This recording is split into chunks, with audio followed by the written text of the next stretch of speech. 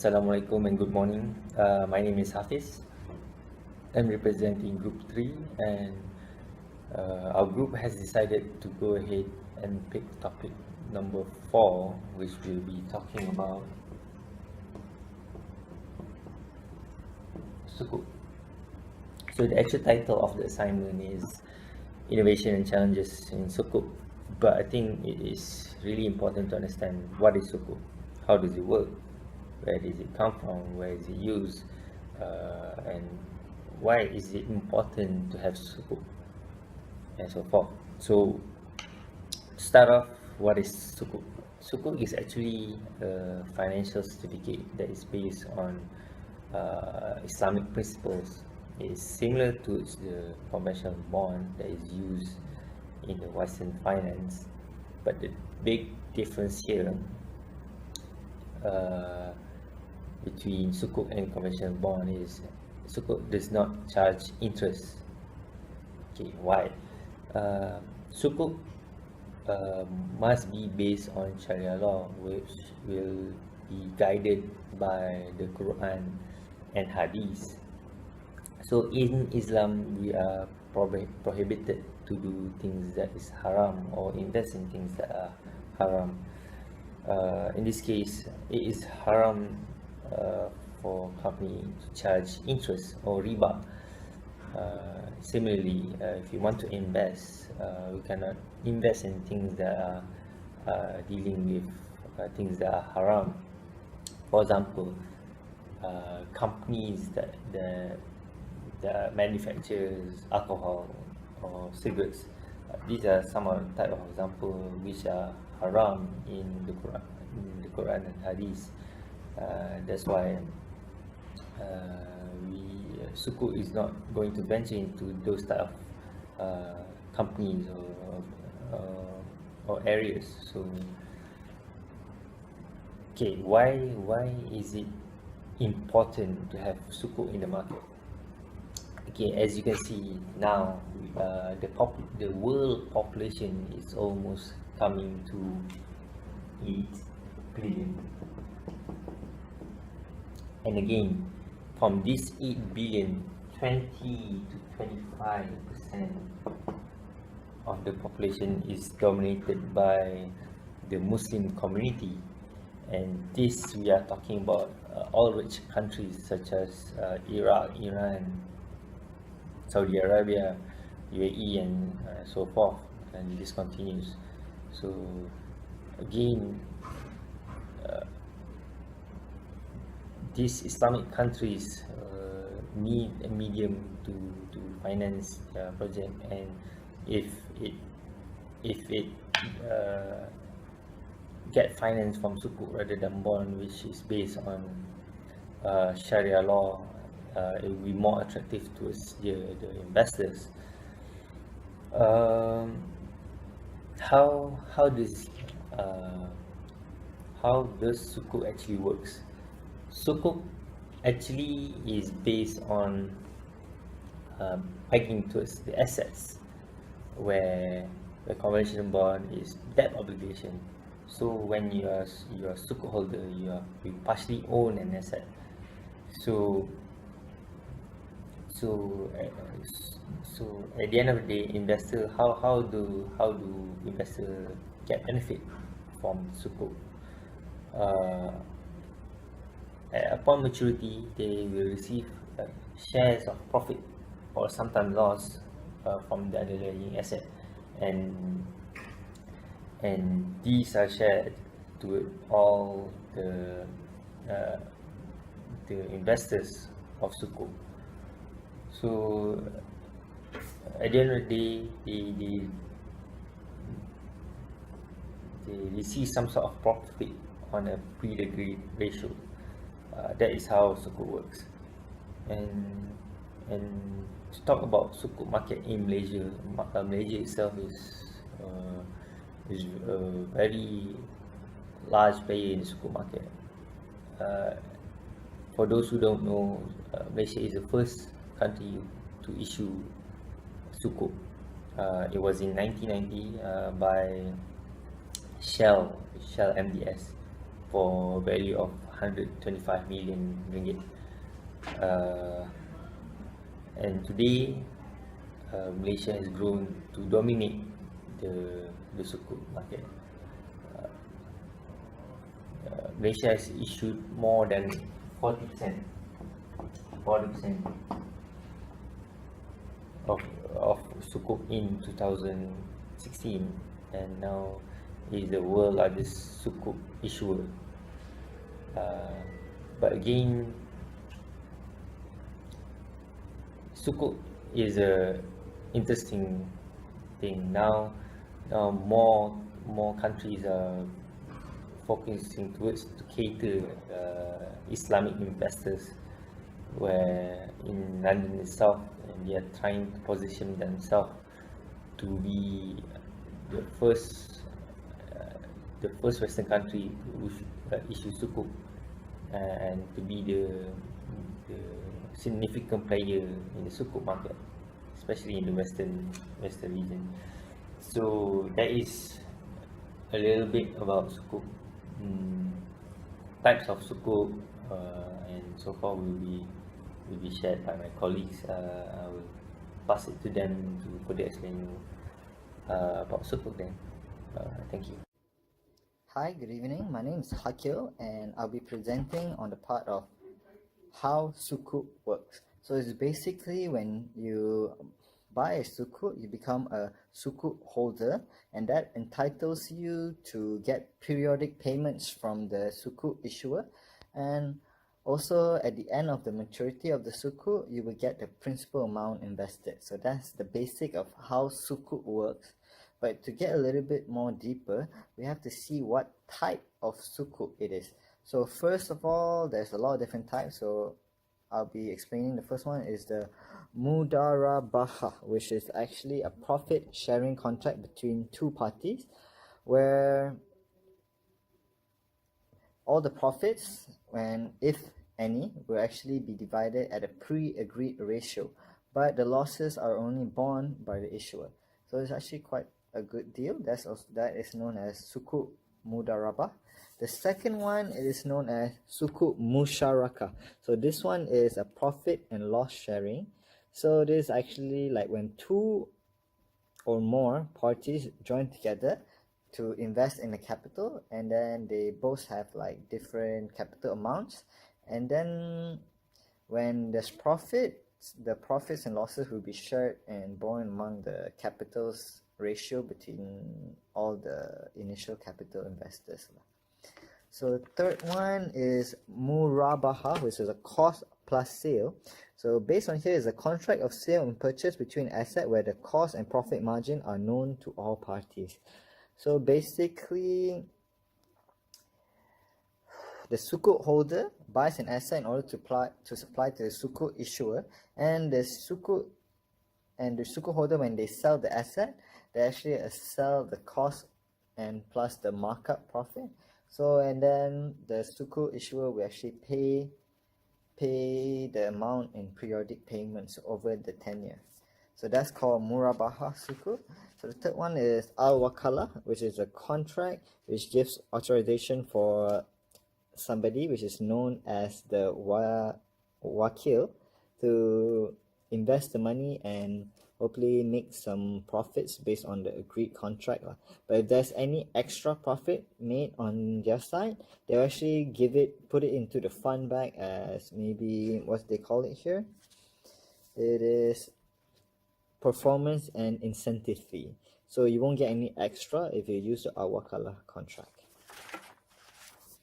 The second one is Ijara, the last one is Ijara, which is also known as leasing, which is a contract where it leases out at an agreed lease rental for a predetermined lease period. So you need to know the time and the amount of money.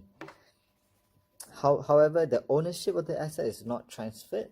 It's just for rental only.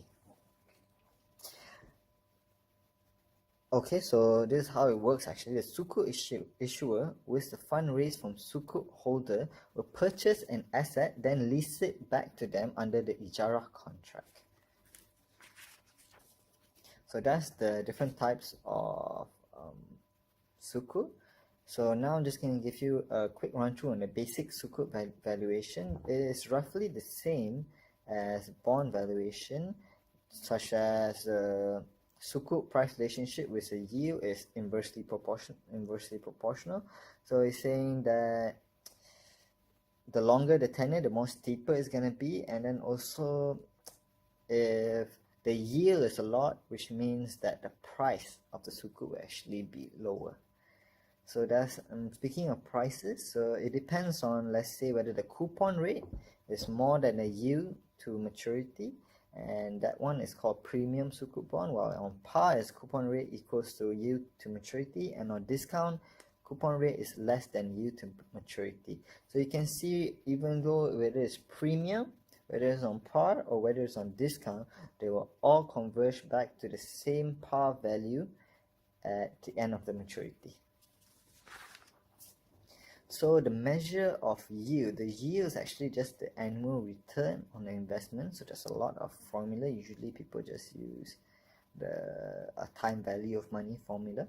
And after that, there's also yield to maturity, where it reflects the total return. So total return, which is the coupon return and the principal return when you get at the end of the maturity. So there's also a few formulas to look, and there's also dirty price and clean price, where clean price is actually without any future values of the next coupon date, so it only takes just the money that you have in hand. But dirty price is the clean price plus the accrued profit. So lastly, there's a lot of variation in the sukuk formula in terms of valuing it, but it depends on whether it's a normal sukuk or whether it's a zero coupon sukuk, which means that you won't get any coupon payments, but you only get the lump sum amount at the end of the maturity of the sukuk. There's also a callable and puttable sukuk, which is normal calculation as the previous, but it gives you an option to call or put the sukuk before its maturity date. So that's how sukuk works. So if there's any more questions, you can just ask our group. So thank you, Prof. Assalamualaikum and hi guys. So thank you my colleague for explaining about sukuk now let me continue to explain on advantages and disadvantages of sukuk. As we all know, sukuk share its main features similarity with its conventional part, which is the bond. So in order for attract investor and also issuer to issue and invest in sukuk, so they need to know what are the advantages of the sukuk itself. So without further ado, let me explain about the advantages of sukuk. So the first advantage is sukuk as a liquidity management tool. So when you have more asset, you don't know where to invest, so sukuk can become your liquidity management tool, because it can be sold and also purchased at the secondary market. Secondly, it broadening investors' choice. So before this, we only have one capital market. Now we can have another one, which is the Islamic capital market. So sukuk is actually, you can have the access to the Islamic capital market.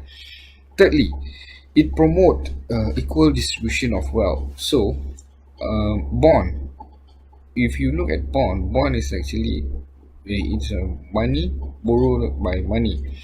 So in sukuk is quite different, because you own a proportionate share in underlying asset or businesses that being funded by sukuk issuance. So you as a sukuk holder own some of the share in that and whatever underlying assets or the business that is provided under the sukuk. The fourth advantage is the sukuk actually provide a Sharia compliant returns. So this is actually good for Muslim, where before this you cannot find anything that is actually Sharia compliant. Now you have the Sharia compliant, and also the sukuk offering return is actually at a competitive rates. So no harm to try out sukuk. Lastly, sukuk as another financing tool. So before this, issuer is only look at bond, and also they can have the preference shares. Now, Sukuk is actually another tool of financing, so it can have a large base of investor to seek financing from. So there are basically some advantages of Sukuk. Now, let us go to the drawbacks of Sukuk. Of course, there are certain issue and challenges. Now, you need to look what are the disadvantages of Sukuk so that everybody is aware it can be balanced out between these two. So the first one is actually Sukuk is lack of legal precedent, and also it have uncertainty on Sukuk upon its default. So with this, actually it can retract the investor confidence on Sukuk itself. So what Sukuk industry should do is actually they need to have a transparency and clarity of the Sukuk default so that investor will have more confidence in Sukuk itself. Second disadvantage is actually Sukuk, as you all know, it has a rigorous documentation. So, and also is according to the country itself, it have not standardized among the industry. So this is among the advantage of Sukuk. Third, of course, Sukuk have additional costs incurred, such as the Sharia advisory fee, the legal fee on reviewing the documents, and also the lead arrangers fees and whatnot. So this actually additional costs incurred by issuers of Sukuk instead of bond. But somehow this is where the government should play part to give some tax incentive or some liberalization on the regulatory framework of Sukuk so that it can be at par with bond or more or less like that. And fourth disadvantage is actually the Sukuk structure is very complex, so it actually need someone or a group of Sharia advisory board or council or even Sharia advisor to actually review the Sharia structure of Sukuk so that they know they can examine what are the potential legal issue or Sharia issue that should be avoided when we issue Sukuk. Lastly, Sukuk is actually relatively not so new, but somehow it's actually not quite popular among the world. So it have less or non-repeated issuance because Sukuk, when you want to issue a Sukuk, it consists of very massive exercise, so that people tend not to repeat an issuance. So there is no second issuance or whatnot for investor to invest in, so there is lack of liquidity in secondary market. So guys, basically there are some advantages and disadvantages of Sukuk. So now I would like to hand over to my colleague to explain further on their part. Thank you very much. Good day, Dr. RASLAN. I am Mahish here. So today I am going to talk about innovation in Sukuk. But before that, let me re-emphasize again that actually our country, Malaysia, has a lot of potential in actually growing in Sukuk. So the Green Sukuk is a new climate finance instrument, which in another term we call it as Green Islamic Bond, that has the potential to channel the 2 trillion Islamic finance market to fund green and sustainable investment projects. The World Bank partnered with the government to develop the Green Sukuk in Malaysia. So the first point as part of innovation in Sukuk is the new trend of social investing. As an instrument, Green Sukuk is generally new phenomenon. Malaysia Tadau Energy issued the world's first Green Sukuk in July 2017 and has been trailed by a bunch of others. These funds have raised investment in solar power generation projects. All in all, Green Sukuk is an Islamic financial instrument which has taken advantage of the trend of social investing. Finance raised from Green Sukuk typically supports investments in sustainable energy or other natural resources such as solar parks, biogas plants, wind energy projects as well as renewable transmission and infrastructure projects as indicated by S&P Global Ratings. Malaysia and Southeast Asia have driven the path so far for issuances, with Taro Energy contributed 58 million SUKUK to finance a solar project inside Malaysia, being the first. The bunch of other green SUKUK that have listed following this in line with the country's Sustainable and Responsible Investment SRI SUKUK framework could speak a model for future green SUKUK listing across the African continent and around the world. S&P point to green SUKUK as a way for issues to access not only for the pool of conventional investors interested in green projects, but also they are focusing more on Islamic investors. The second point is actually having a higher appetite, lower pricing and longer maturity as a part of innovation. In 2017, Thomson Reuters estimated that setback in supply SUKUK at some 143 billion.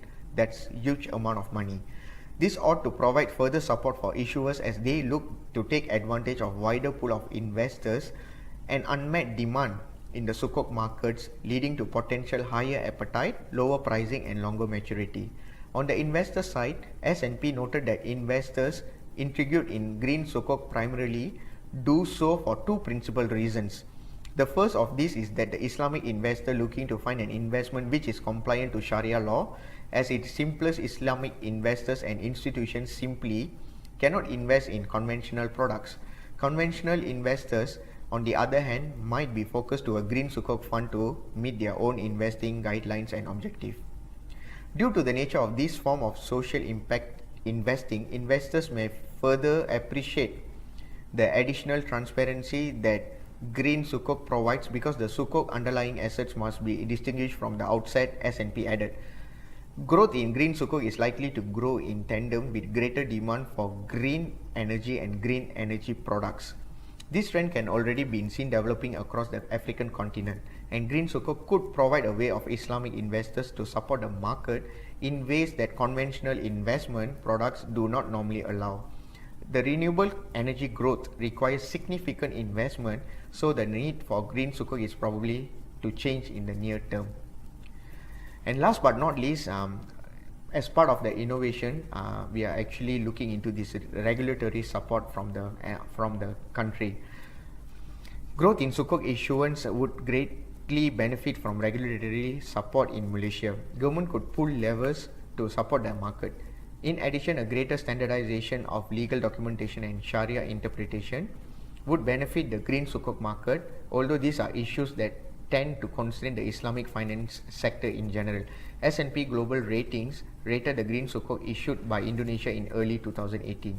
The agency said as to its rating that the rating was at same level as of the issuer credit rating of Indonesia, as the transaction fulfilled the 5 conditions or our SUKUK criteria. So with all this, I'm concluding that innovation in SUKUK has a greater potential in our country, Malaysia. Hi, my name is Joanna and I will be talking about the challenges in the SUKUK market. I have 5 points to elaborate on, and the first one would be the duplicate practice of conventional bonds. In the contemporary practice of Islamic finance, scholars argued that the practices are directed towards duplicating the practices of conventional finance. Sharia-compliant contemporary formed part of the Islamic financial products, but not in substance and in spirit. They also criticized the practice of SUKUK is also duplicating the practice of conventional bond in the market. From the Sharia compliance point of view, this has become a concern because SUKUK practice lacks transparency on the subject of rights and liabilities and the documentation of different parties in the SUKUK market.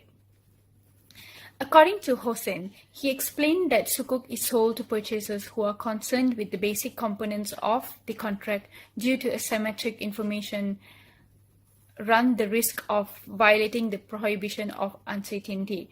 Due to that reason, existing items should be refined and most instruments are required where SUKUK structure is still under debate. Secondly, the pricing mechanism of the SUKUK issuance. According to the research by Al-Amin, he stated that several challenges of Ijara SUKUK structure includes guarantee issue mechanism of sale and leaseback, purchase undertaking at predetermined prices, and pricing mechanism of sukuk issuance. Besides that, some researchers also identified the main issue of sukuk is that it is associated with interest, which is riba, which means sukuk pricing usually relies on benchmarked to the London interbank offer rate. It's called LIBOR on US dollar trust funds. Hence, this leads to interest rate which is only used for pricing. Thirdly, the third challenge would be beneficial ownership. Researchers like Ilyas and Mohammed stated that one of the challenges in asset-based sukuk is beneficial ownership. In Malaysia, most sukuk is structured on asset-based instead of asset-backed due to restriction on foreign ownership of specific assets. Sukuk holders can only gain full ownership of asset if the asset is asset-backed sukuk. My fourth point would be the complexity of sukuk structure. According to Bennett and Iqbal, the complexity of sukuk structure has become an obstacle in the sukuk market. Many sukuk products has encountered a significant default and downgrades during financial crisis when structuring sukuk. Therefore, such complexity structure of sukuk may continue to discourage participation from issuers and investors who burned before by structured products. The fifth and the final point is the regulatory development. Another important challenge is regulatory development. Malaysia is working towards sustaining its position at the head of sukuk market by attracting global investors and issuers. However, the challenge appeared is when there is a restriction on foreign ownership of certain assets in the Gulf Cooperation Council, GCC countries, where there is no developed sukuk framework for securitization. Due to the popularity of growth in sukuk as mainstream asset class among fixed-income investors in Asia, the Gulf is pushing countries to enhance or establish their regulatory frameworks. Therefore, such complexity structure of sukuk may continue to discourage participation from issuers and investors who burned before by structured products. The fifth and the final point is the regulatory development. Another important challenge is regulatory development. Malaysia is working towards sustaining its position at the head of sukuk market by attracting global investors and issuers. However, the challenge appeared is when there is a restriction on foreign ownership of certain assets in the Gulf Cooperation Council, GCC countries, where there is no developed sukuk framework for securitization. Due to the popularity of growth in sukuk as mainstream asset class among fixed-income investors in Asia, the Gulf is pushing countries to enhance or establish their regulatory frameworks. That's all for my presentation on the sukuk challenges. Thank you. Good day, Dr. RASLAN. My name is Naveen. So basically what I'm going to do is I'm going to conclude the points that has been discussed by my friends about innovations and challenges in the sukuk market. So previously my friends have described about what is sukuk, types of sukuk, and also what is the difference between sukuk and also traditional bond.